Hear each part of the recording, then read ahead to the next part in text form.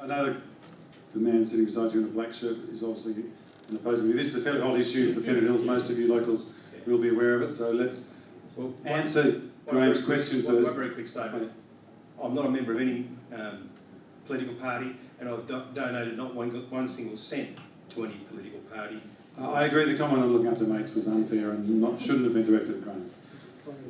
He's just lobbying for his community. Actually, let me just say, it was not directed to you. I was simply giving an example of what an excision might look like in future if we set this precedent.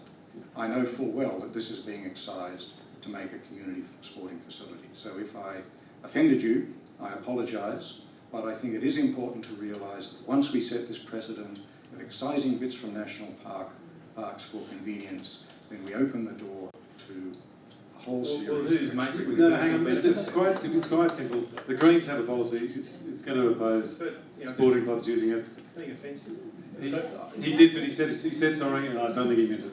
Right? Please go. Graham, in answer to your questions, yes, I've visited the site personally.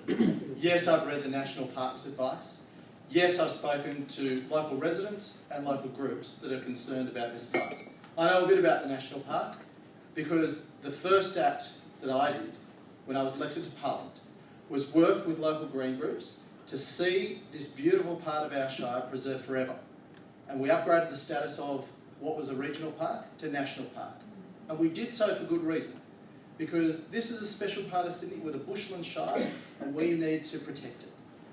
That said, this is a special part of Sydney, this is a special park, and it should be enjoyed by all members of our community.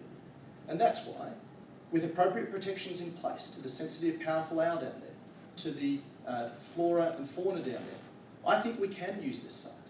I think we can use this site in addition to other sites. The Waterboard land at Westleigh.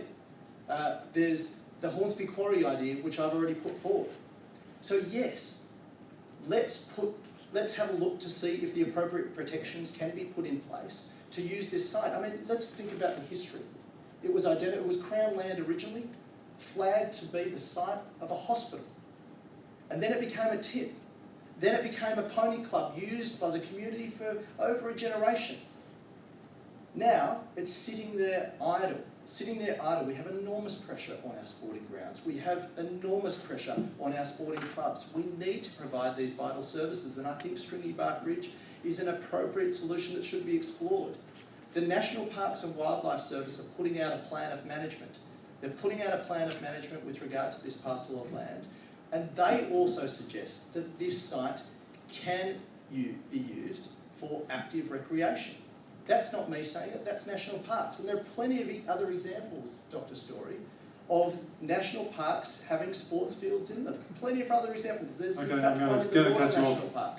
But, you know, we should put the appropriate safeguards in place to protect flora and fauna. And if necessary, if it needs to be excised, then we need to find other land that can be put into the park so there's no net loss of our beautiful national park.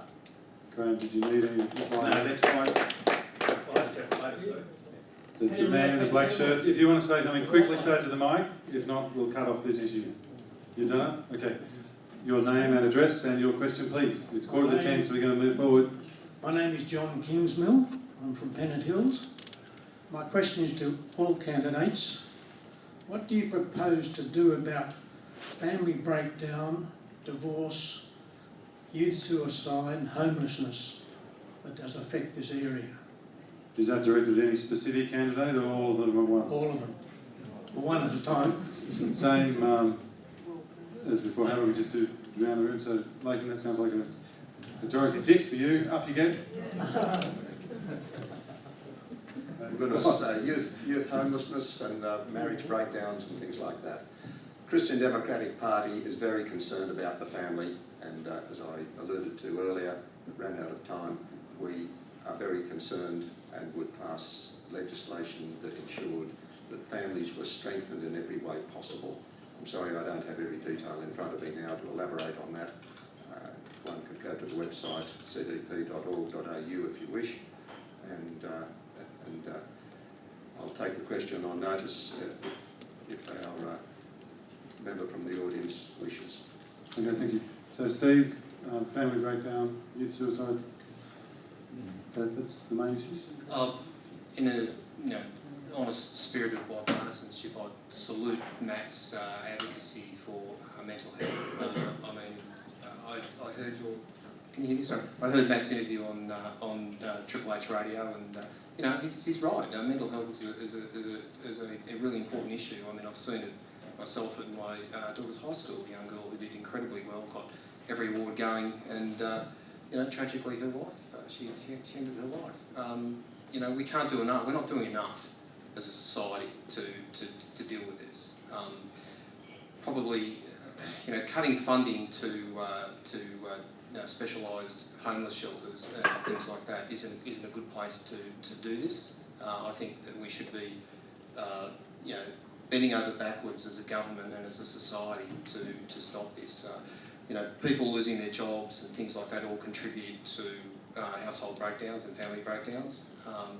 It happens in the best of families and the highest of income brackets. It doesn't respect your demographics. So look, we can never do enough. We can never do enough. And I think people across all areas of government, all political philosophy should recognise that as well. So yeah. Thanks, Steve. Neville Gilrana too happens to political families too. Yeah. Okay, John. I think there's a fair degree of tripartisan support on this. It's important to look at the causes. So much youth suicide is caused by mental health. A lot of it is exacerbated by stigmatisation of people who are not straight sex identifying people, and stopping that stigmatisation of homosexual, intersex, gay, lesbian, transvestite people, transsexual people, is a very important thing that we can do to reduce youth suicide. Homelessness, of course, comes about from many causes, one of which is inability to find useful work, a lack of affordable housing, and sound, sensible government policy will more greatly fund those kind of resources to try and minimise the problem. Thanks, guys. All of you have said really well. Just try and keep it short, because I think you've got a lot of support. We're all, as you said, quite partisan. Where'd the gentleman go? Sorry. Just close up there, sorry. Where do we start? Where do we start with these issues? The one thing that I just want to touch on is the issue with youth suicide. It's an issue very close to my heart. About a year after I got elected, I was at the Anzac Day March at the Hornsby Cenotaph, and the local police commander invited me out for a cup of tea while we waited for the next ceremony. And over the radio came a call from a cop, distressed cop, that had just arrived at a local resident's house in Asquith, and they'd found their 13-year-old daughter who'd taken her. And unfortunately, that story is not a unique one. This is happening every day of the week. There's 6 Australians every day will take their own life, and scores more will attempt it. Can you imagine if 6 Australians died at our beaches every day? There would be a national outcry. And that's why I've been campaigning relentlessly, and this is not a party political thing, this is something I believe in very strongly, for us to spend more money on high impact, highly visible public health, mental health awareness campaigns. Because the biggest impact we can have on youth suicide is quite a simple one. It's about reducing stigma around mental illness. The leading cause of suicide is mental illness. So if we can encourage people to have a conversation with their friends and family, if we can encourage people to go and get the help that they need, guess what? Mental health is treatable. We've come a long way since the time when people would be sent away to a funny farm or something like that. We need to foster a culture in our society where people are not afraid to talk about it, they're not afraid to go and get the help they need. And anything that I can do, I don't care who I have to work with, you, any of my political opponents here, to reduce the devastatingly high number of deaths that occur through suicide, then I will absolutely be committed to do it. Thanks, Matt. Next question from Paul. Good evening, and thank you very much for Andrew for putting on for the night and for 4 of you showing up tonight. I'm lucky enough to live in Pennant Hills. I'm also lucky enough to live a 3-minute walk away from my work, and I also work in Pennant Hills. I'm a physiotherapist in the area, and as a small businessman in the area, we're under a lot of pressure. We've had to cover the cost of increased superannuation. We've had to put up with the extra cost of utility bills.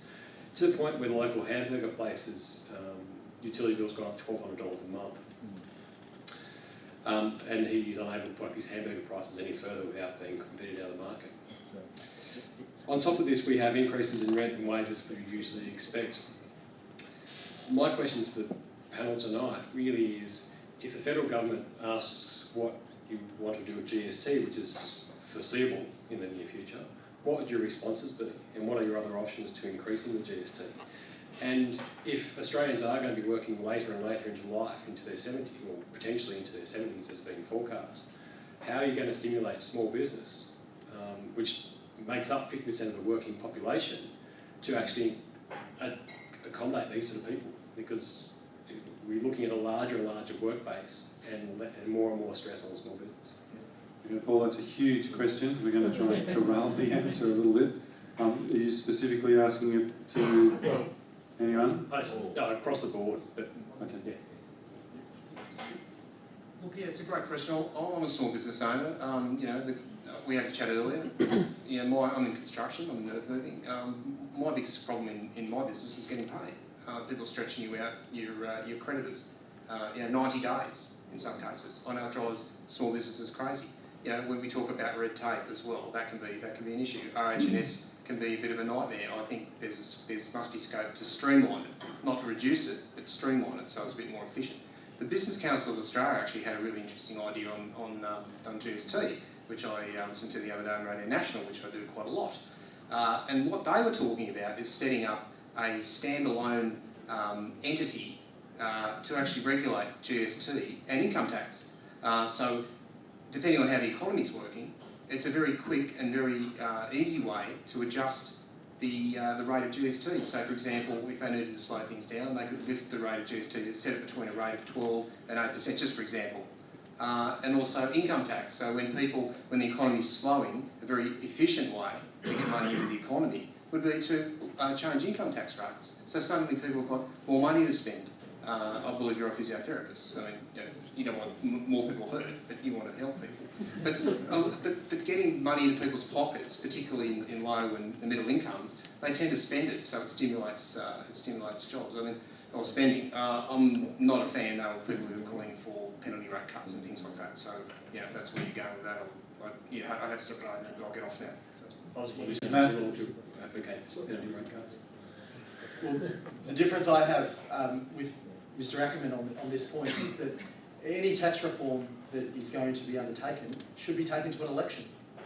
People should know what they're going to get up front, not some unelected commission telling them, we'll just jiggle the GST rate here and we'll tinker with this tax there. What we need in this country is tax reform. And it starts at the Commonwealth level. The reason we're having a conversation at the moment about selling or leasing the poles and wires is because we're very constrained. Our tax base is very constrained. So the options available to us are to increase inefficient taxes, stamp duty, a tax on doing business. I mean, payroll tax, a disincentive to employ people. That's what our options are at state level. Cutting services. No one wants services cut. Or we can release capital tied up in our electricity assets. So we need to have a national conversation about tax reform. GST is part of the mix, absolutely. With all due respect, the GST conversation could happen next year or the year after, so this is your time to give us what you're up to, because this potentially is the election that you're bringing it to the election. GST is a federal tax levied by the federal government and distributed to the states. If they're going to change the GST, then they should do so by being upfront with the public and taking it to an election in an open, transparent manner, like we're doing with the lease of the poles and wires. Okay, sorry, John, do you want a quick answer? Yeah. It's unfortunate, but Please feel free to leave. It's unfortunate, but we do need taxes. And the question is, what do we tax? And I should say that having been a small business owner myself, I absolutely understand the pressures that you're under. So what are we going to tax? The reason that we've got this problem, as Matt Keane has stated, is because the Abbott Liberal government is strangling the states. reducing the funding which is being put into other areas, leaving the states constrained, as you very nicely put it. And so within that constraints, states have a very limited number of things that they can do. And the Abbott government is seeking a mandate to increase GST. Now the Greens are opposed to that because... I didn't think that we were going for a federal election, we were going for a state election. That's a very good point. Thank you. But I've been asked specifically about the GST, and if you'd allow me to answer, I will. So on the question of GST, the Greens are opposed to an increase of that because it is a regressive tax. It's a tax where people on lower incomes pay a larger fraction of their income than people on higher incomes. So it serves to increase the inequity between the rich and the poor. The Greens would prefer to see the taxes raised in different ways, perhaps by increasing the tax or reinstating the tax on high-earning poker machines, by revisiting some aspects of real estate subsidies, hidden subsidies, and so on. So the short answer is GST increase, no. Yeah, thank you. Paul, I think you've tried to answer your question. It is a question that sort of has a federal answer. Also, do you want to...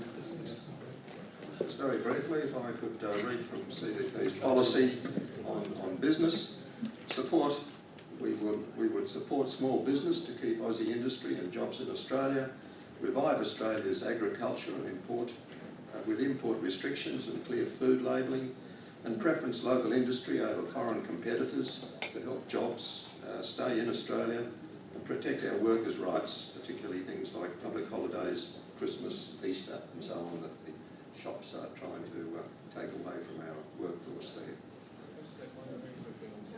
So just one quick question, one quick point on GST.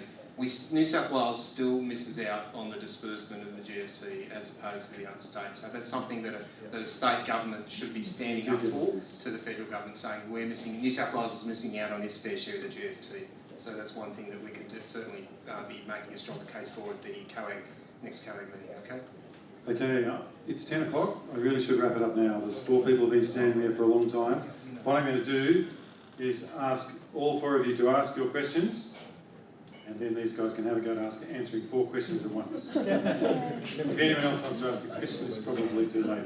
So I'm hoping there's similar questions and I can barrel them together, and I might paraphrase them a little bit so we can get shorter, quicker answers. I'm sorry about that, but it is later than I promised. Okay, so name and address. Good evening, my name is Praveen Gupta. I live locally and I'll keep it very short. I know it's 10 past and I would appreciate if I can get a short yes and no answer. I'll be very happy with that. This question is for Steve. What is, can Liberal promise $200 million that Liberal has promised for Hornsby Hospital? That is my simple question. Yes and no would be great. I can't make any promises. I cannot make any promises. Okay, I'm campaigning on. I'm not. All I wanted was yes and no. Okay. So if you I'm want being an honest. I can't make a single dollar promise. Okay. Thank you. We know your position. Thanks. I can. The Liberals will complete the rebuild of Hornsby Hospital. Thank you. Okay, next question. Sorry, that one was easy, so I'm happy to change my rules. 3 questions in a row. Thank you. John Inshaw, I come from Galston, but I travel through Pennant Hills quite a lot. The state government's metropolitan strategy says that the rural areas around Sydney should be preserved for their agricultural resource, water catchment and some other aspect, green corridors. Yep. Now, unfortunately, our Hornsby Council is trying to subdivide the rural area, and they've already arranged to have South Dural go to the state government and get gateway approval through the Department of Planning, and this is going to create a 3,000 dwelling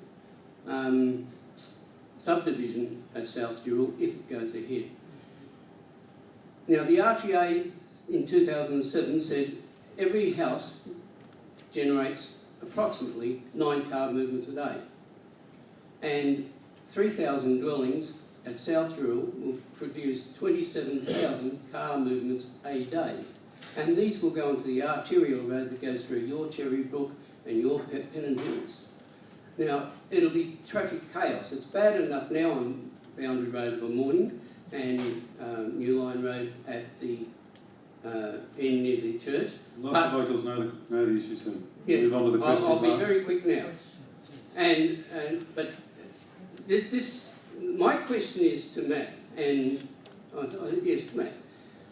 Why is it that the Department of Planning will allow a gateway decision on the subdivision of the rural land when the policy clearly states that it should be preserved for agricultural use? Thank you. Well, the answer is, John, that the Metropolitan Strategy, which outlined targets for every council across New South Wales, which was devised by the Labor government in 2009 and continued on by the current government, it set targets for communities right across the state. And those targets have to be met within the framework which councils are forced to operate in. So if there's any change to the gateway or there's any change to the zoning of lands, it goes through a proper planning and approval process. But as I've always said to you, John, that I'll support good planning decisions based on good planning principles. And one of the things that the Liberal government tried to do was return planning powers to local communities, and that was stopped by the Greens and Labor in the upper house. So I believe that, well, it was true, John. The Greens voted against our proposals to return planning powers to local communities. And that would have enabled you, that would have enabled all of us to have a say in how our suburbs should be planned. And that's the principle that I'd like to see happen. The community should have a say on how our area is planned, how we live, and the infrastructure that's required to support it. Can I just add to that question to Matt, because it was a bit not so local. You can give a response to, but let me throw the question to Steve. Steve said in his 5 dot points to protect the unique character and amenity of Pennant Hills from inappropriate development. That's not what we've seen a lot of under both Liberal and Labor governments in terms of ad hoc planning, ad hoc non-planning, to planning by developers. I'd just like a response from Matt on how he plans to achieve that goal in his dot points. But give your response to that. Prior to 2010, the Liberal government was saying to people, we're going to return planning powers to local communities. Okay, they opposed just about everything. When Matt says that Labor in opposition and the Greens opposed their changes to the Planning Act, well, it was also the shooters and fishers as well. We proposed 46 amendments to their changes. We were keeping them to their election promise, which was to return planning powers to local communities. They didn't say during the election campaign about code accessible developments. They didn't mention that. We gave them, they had a mandate to repeal Part 3A of the Planning Act, and we absolutely agreed with that. It was unpopular. It saw that political parties were operating like the political wing of the developers union. Okay? So the main problem with the planning laws is everybody's lost confidence in them. Everybody's lost confidence in them. I was proud and happy to sign the Charter for Better Planning. I think it's a really good roadmap for the future where it's meaningful community consultation. It's not just perfunctory. And I think that's what the issue with our planning is. When you say you're going to return planning powers to local communities, you created an expectation that everything else will be fine. We'll be back in control of what happens, and that's not right. People want good planning. They accept development as going to happen in areas in Sydney. We all know we've got population pressures. If you're denying it, then you're not living in a real world. But it's about making it work for everybody. Good planning, good architecture, good infrastructure. I wish we'd started with this question instead of finishing it. So, do you want to answer the second half of the question, which was my half? Yep. Well, specifically to your issue here at Pennant Hills, what I do support in preserving the character and amenity, enhancing the character and amenity of our area, is having a master plan for the suburb. A master plan with proper community engagement so they can participate in the process, to identify to start at first principles, to identify the challenges that we have, and to come up with solutions which are met with a whole-of-government approach, rather than this ad hoc situation where So would you block development until the master plan's gone through? Well, I think what we need to do is get that master plan happening straight away. I mean, we have a planning regime in place. We saw down at Trevor Street where the JRPP imposed a huge development, a development of huge density, which they were able to do because it met the housing strategy which was passed by Hornsby Council and based on the Metropolitan strategy, which both governments have signed up for. So what we need to see is a proper master plan for Pennant Hills with community participation and a whole-of-government approach to addressing the challenges of infrastructure and good planning. Okay, last two questions. Can I try this technique going both at once? So, Yeah, we'll go through it. Hi, my name's Desham. I'm a university student. I live in the Pennant Hills area. I have a quick one, just similar to the gentleman on my left. It's about national parks and sporting areas for individuals like myself.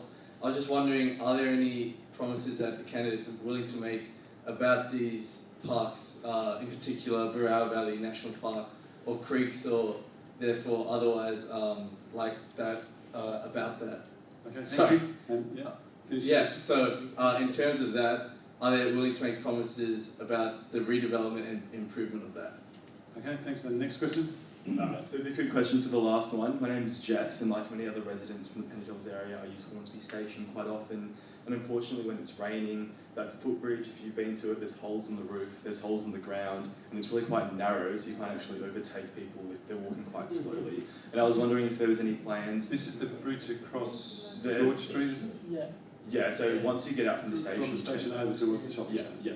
I was wondering if there was any plans from any of the candidates and when that would happen or come into place. We'll do that one quickly. I think there is. Yeah, maybe I'll go first this time, just for a change. Taking the second question first. Problem solved. There aren't any plans. It's basically just going to happen, and it's going to happen real soon. So there will be a lovely. I think no one else needs to answer that question. That is my understanding too. Well, thanks. Is that the Liberal team in New South Wales, or the Liberal team in Council? No, well, thanks to the fact that governments do actually do things for the community, and whoever's in power will do their best to do what's best for the community. So that's a solved problem. Is there a date for when it's going to be completed? I think it's end of next year, end of this year. I'm not 100% sure. I've seen something that says it's fully funded. So. Okay. So it's all set to go. The first question, sporting. Yeah, and then for sporting facilities, as I said before, the Greens are committed to preserving national parks as national parks and only allowing in them activities which don't compromise their primary goal of preserving the flora and the fauna for future generations. Putting in sporting facilities is important, but it's very important that they're located correctly. And one very important aspect of a sporting facility is it should be close to public transport. If it's going to be used by a lot of people, if it's going to be used by school children, if it's going to be used and accessible to all members of the community, it needs to be close to public transport. And one of the problems we've got at the moment is that all the little pockets of land that might have been used for sporting facilities tend to just get sold by councils to developers to build stuff on. And so that's why there's a shortage of usable land to make sporting facilities. But we shouldn't use that as an excuse to damage areas which are important for preserving our wildlife. Sorry about my interruption. I was trying to get it to say time's up in a few minutes. I didn't mean to interrupt you. I'm always very brief. Okay. Okay. Just. Yeah, so that's to everyone. Not just sporting facilities as well, but like the field itself, but also around that, developing the outside. Like Just give me a slightly more specific question so I can invite So like away. the development of parks and recreational parks, and the outside of that as well. So parking wise and entry wise. Isn't that Graham's question? Yeah. I think we've covered it. Right. I don't think there's a lot of new stuff to add to that. Just one thing. Look, you know, how long has that road, that footbridge been up there? I think 1980s. 1985, and this isn't a poke at Matt or the Libs or anything else. This is just the reality. Seats like Hornsby, safe seats like Hornsby are always the last in the pecking order to get anything It's done. never a New This South is- Wales bridge. I'm It just wasn't. speaking. Look at the plaque. Doesn't matter, guys. The bridge has been built. I don't think we need to talk about it. Thanks. I'm now going to cut you off. We're going to say thank you very much and good night. Before you go, anyone who's not a member of the Civic Trust should please sign up. Can we have a round of applause to thank our 4 candidates?